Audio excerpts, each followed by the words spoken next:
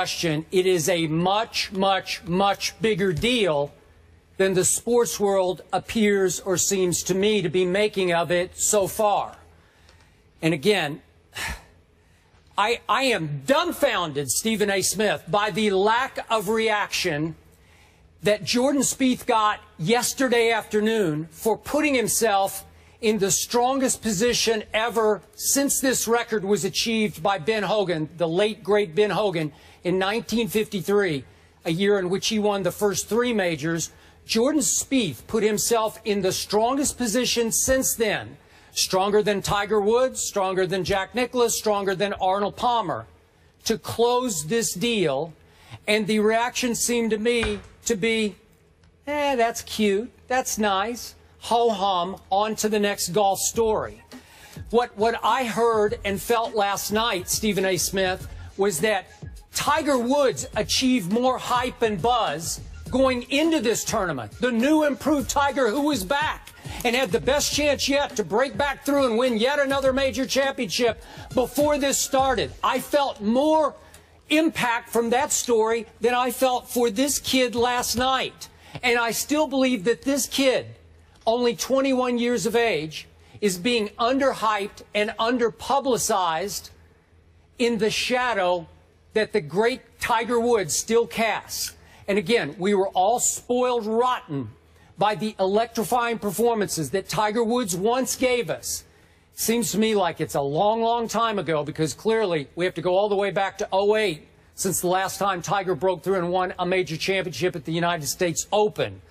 But to me, the reaction of the golf community still seems to be, hey, if it's not Tiger, it's not that big a deal.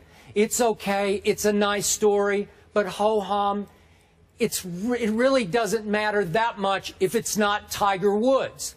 And Stephen A., if you don't mind, I'm going to hold up today's USA Today sports section. Can you see this headline atop the sports page? Now yes, I'm going to read it to you. Amateur, aces gather atop the leaderboard. So the first reference in this headline is to the amateur Paul Dunn, who's actually a little bit older than Jordan Spieth is, who was tied for the lead, kid from Ireland, tied for the lead at the Open, the British Open last night. I get it. That's a nice big story, but it's not Jordan Spieth. Jordan Spieth is mentioned in the 5th paragraph of this lead golf story almost as an, oh, by the way, world's #2 Jordan Spieth. Really? Now, again, I'm not taking a shot at USA Today. Love this newspaper. Read it cover to cover every morning. I think this typifies the general sports world reaction as of last night going into today. And for those who don't know or don't care, just for the record, Arnold Palmer won the first 2 in 1960, but was 4 back going into the final round. Jack Nicklaus won the first 2 in 1972, but was 6 back going to the final round. Tiger Woods came completely apart after winning the first 2 majors in 2002, was all the way 12 back going into the final round of the British Open. Jordan Spieth was a shot back. Jordan Spieth just birdied #1 today. Jordan Spieth parred #2. I'm not sure what he's doing on #3 because we're on the air now.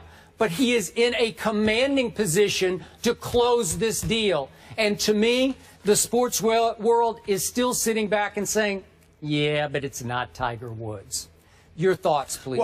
Well, my point is that, you know, I appreciate you so early. I mean, immediately following the weekend, you make me laugh because you're literally sitting there feeling, you know, coming across as if, you know, just you're shocked, and it has such an incredulous attachment to it when it comes to your emotions. I don't understand that. It's exactly what I told you it was.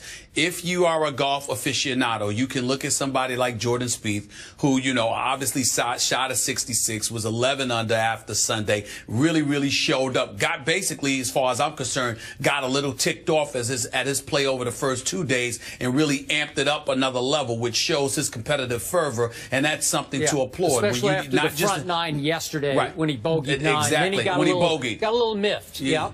He got a little miffed after he bogeyed on 9. My point to you is that that's one of the things to touch on your point where you're absolutely right, and you should have a deep appreciation for the level of competitiveness that he's bringing to the table, because it's not just about his greatness. It's not just about his accomplishments in winning 2 majors already on the cusp of tying Ben Hogan and his record in 1953. It's about the fact that there's a competitive fervor that comes attached with that skill set, that when he is down and when he is behind and when he is looking at his game and he's not overly impressed, this dude actually gets an attitude and then comes up the rear roaring and ready to run over everybody. And I think that's an incredible trait for somebody of his skill set to have, and he deserves a lot of credit for that, which you are giving him.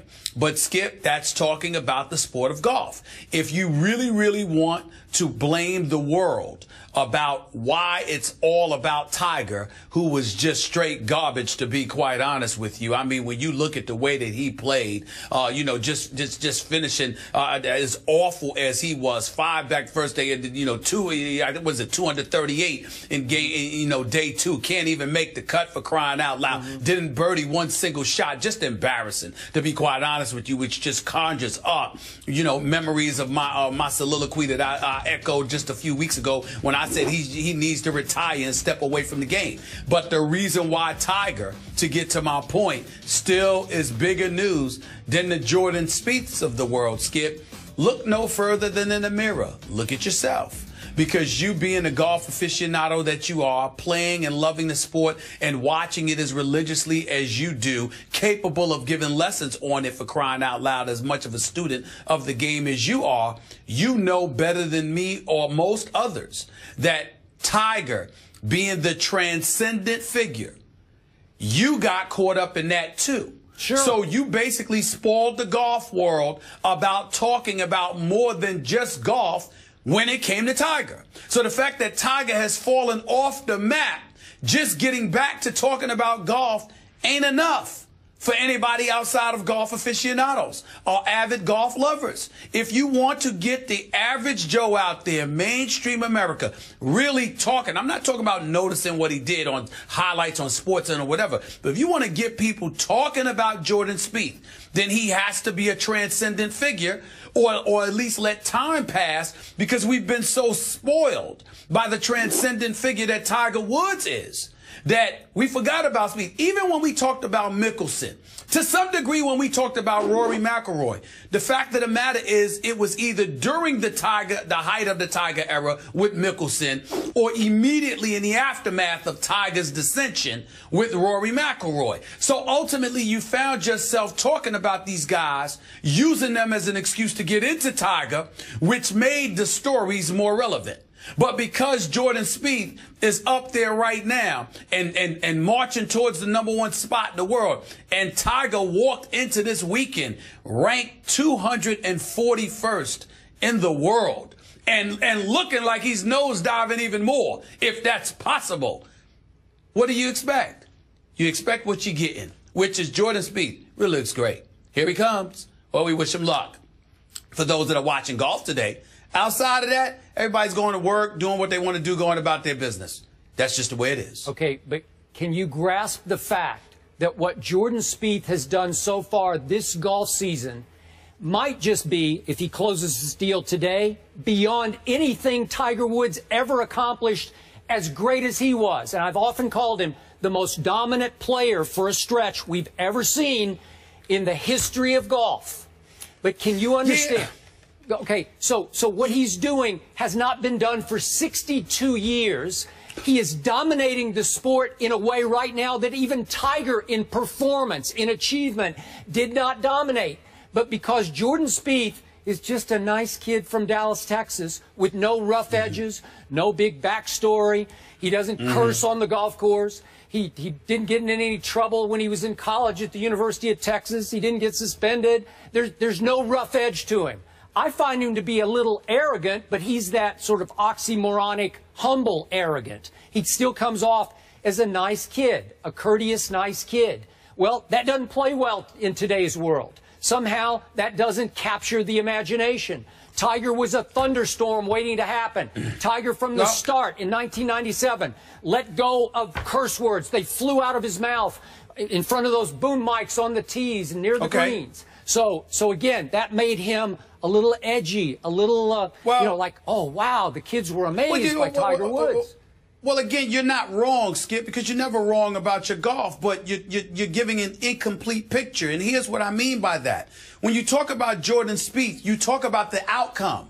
When you talked about Tiger's game, you literally talked shot after shot after shot. Something amazing happened seemingly with each round as it pertained to Tiger. Whether it was something out of the rough, whether it was something off the tee, whether it was his putting or whatever the case may be, there was something. Whereas with Jordan Spieth, he just seems to be methodical. He continuously comes at you.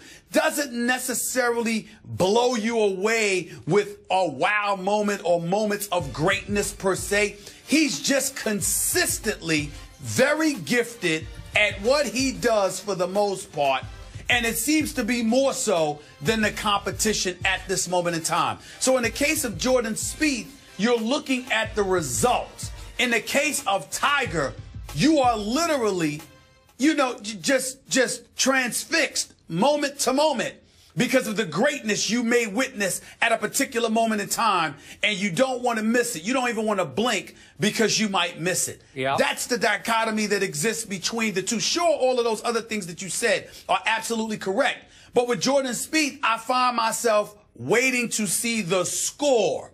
With Tiger, I need to see him play when he was in his prime. I needed to see him swing. With Jordan Spieth, all right, where's he at? Where's Day at? Where's Oosthuizen at? Where are these guys at? That's just the way it is. So, quick comment for me on the headline I showed you in today's USA Today. Amateur, aces gather atop the leaderboard. Jordan Spieth happened to be just one of those aces atop the leaderboard. Right. He's one shot back from a chance to do something that is all-time great, and he's not even in the headline of today's USA Today. Not taking a shot at them. This typifies, I think, the general reaction. And I'm saying to you, all they're saying is he'll be a headline tomorrow if he wins. But right now we're waiting to see, is he going to match Ben Hogan's mark from 1953 where he won 3 straight majors within a calendar year? Is he going to do that? That's all anybody's waiting for with Jordan Spieth. If it were Tiger in his prime, we would be looking at him every swing. Do you remember there were times when SportsCenter and other networks literally went away from their scheduled programming to watch Tiger swing? I mean, think about that. That's what went on with Tiger. Hey, that ain't Jordan Spieth. Tiger in his prime? Are you kidding me? What if Tiger had been the first black golfer to break through and win at Augusta National, win the Masters in '97, and had gone on to win the U.S. Open, and then gone to the British Open, and after 3 rounds had been one shot back? Do you know what a nuclear bomb would drop in the national and international media? Not just the golf media, but just in general. Again, Tiger, on a sociological level, had shattered through. He had not just broken through, he had shattered the golf world by winning the Masters in 1997. So that's not in his prime. That's at the start. That's right. You're absolutely correct. But I'm just saying his prime, meaning Tiger at his best. Because that's how much he had us mesmerized. Jordan Spieth doesn't hit us that way. He hits golf aficionados that way because you and so many others have an appreciation for golf that most people do not. So in that world, Jordan Spieth is going to resonate profoundly. I'm just wondering, when are we going to let go of Tiger Woods? Because we're not letting go. He's still the biggest story in golf. As garbage as he is right now, biggest story in golf.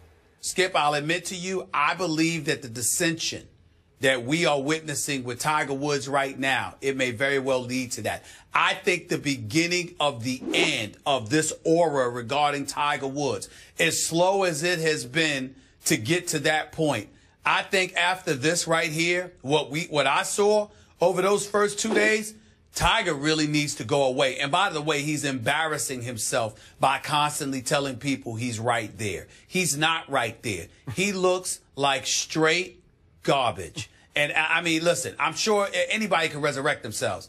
But to watch Tiger right now, it's getting to the point where it's painful to watch him, and you literally are finding yourself feeling sorry for him. He really needs to think about taking a break away from the game and just disappearing, because he's not himself at all. He's not even a shell of himself anymore. It's a disaster.